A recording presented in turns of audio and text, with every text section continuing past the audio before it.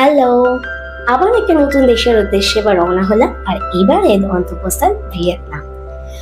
তোমার নাম আমার নাম ভিয়েতনাম ভিয়েতনাম, এরকম একটা ট্যাগলাইন ওখানে গিয়ে একজন বলেছিল, তাই হঠাৎ মনে হলো। যাই হোক, ঢুকেই এরকম একটা ব্যাগ আমাদের দিয়ে দিলে এবং ব্যাগের মধ্যে অ্যাজ ইউজুয়াল একটা অ্যাডাপ্টার, ডেন্টাল কিট এবং টুকিটাকি কিছু খাবার যেরকম থাকবে সেরকমই ছিল। আর যেহেতু আগস্ট মাসে আমি গেছিলাম, তাই এরকম ট্রাই কালার বাইরে ছিল, খুব সুন্দর লাগছিল। একদম ঢুকতে না ঢুকতেই ইমিগ্রেশন, তারপরে ফ্লাইটে উঠে পড়তে হয়েছিল, কারণ খুব দেরি করেই ঢুকেছিলাম। ফ্লাইট ছিল আমাদের রাত্রিবেলা এবং আবার সেই ভোরবেলা সূর্য ওঠাটা দেখতে পেলাম ফ্লাইটের মধ্যে থেকে। এইবার একটা দারুণ জিনিস হয়েছে জানো তো, এই প্রথমবার আমাদের কোম্পানি থেকে দুটো জায়গায় ওরা নিয়ে যাচ্ছে। মানে প্রত্যেকবারই যেরকম আমরা জাপান গেছিলাম, টোকিওতে রেখেছিল, প্লাস আমরা থাইল্যান্ড গেছিলাম, সেখানেও শুধু পাটায়াতে রেখেছিল, একটা দিন শুধু ব্যাংককে নিয়ে গেছিল। তাও সেটা ব্যাংকক সিটি ট্যুরও বলা যায় না, একটা বেলা ঘুরিয়ে রাত্রিবেলা শপিং করিয়ে পরের দিন পাঠিয়ে দিয়েছিল আবার ইন্ডিয়াতে। কিন্তু এইবারটাতে একটু অন্যরকম। জাপানে অনেকেই আমাকে এটা জিজ্ঞেস করেছিল, আমার বন্ধু বান্ধব বা অনেকের মধ্যে, যে জাপান বলতে তো একটা বিশাল বড় জায়গা, সেখানে একটা জায়গাতেই রেখেছে। সত্যিই তাই, শুধু রেখেছিল টোকিওতে। এইবার কিন্তু ওরা ইন্টারেস্টিংলি দুটো জায়গা চুজ করেছে। তার মধ্যে একটা হচ্ছে দানাং, আরেকটা হচ্ছে হোচিমিন।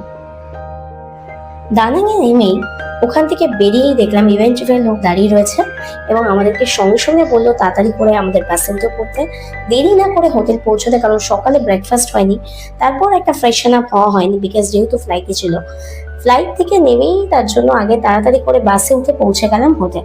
হোটেলে যাওয়ার সাথে সাথে ভিউগুলো দেখতে দেখতে যাচ্ছিলাম, ন্যাচারালি ভালোই লাগছিল।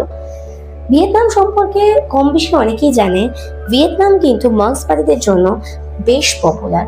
যারা আমাদের আমি পলিটিক্স নিয়ে ভিডিওতে কিছু বলতে চাই না, স্টিল বলছি, এই পার্টিটার কিন্তু সবকিছুই স্টার্ট হয়েছিল ফ্রম ভিয়েতনাম এবং দেখতেই পাচ্ছ ওখানে কিন্তু এটার একটা যথেষ্ট প্রাচুর্য রয়েছে।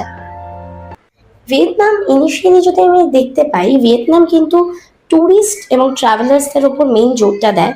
ওদের মেইন যদি কোনো কাজ হয় সেটা কিন্তু ট্যুর ট্রাভেলিং এর ব্যবসা। আর বিচের ধারে প্রচুর রিসর্ট, আর আমাদের এখানে একটা প্রাইভেট বিচও ছিল। আমাদের রিসর্ট হচ্ছে মেলিয়া দানাং, বিশাল বড় প্রপার্টি। এত বড় প্রপার্টি যে আমি ভুলেই যাচ্ছিলাম যে আমি কোন বিল্ডিং থেকে নেমে বিচে যাচ্ছি, আর আসার সময় বিচ থেকে আমি কোন বিল্ডিং এ ঢুকছি। প্রবলেমটা হয়ে যায় যখন একটা প্রপার্টিতে অনেকগুলো বিল্ডিংস থাকে, তখন বিচের রাস্তা থেকে শুরু করে একটা ম্যাপ করে দেওয়াটা আমার মনে হয় খুব দরকার। নাহলে সত্যিই লোকজন হারিয়ে ফেলবে এবং 10বার জিজ্ঞেস করতে হবে যে আমার এই বিল্ডিংটা যেতে গেলে আমি কিভাবে যাব। যাই হোক, ঢুকেই ওয়েলকাম ড্রিঙ্কস নিয়ে তাড়াতাড়ি চলে গেলাম রুমে, কারণ খুবই টায়ার্ড ছিলাম। ওই যে বললাম সারাটা রাত ফ্লাইটে কাটালে যা হয়। আর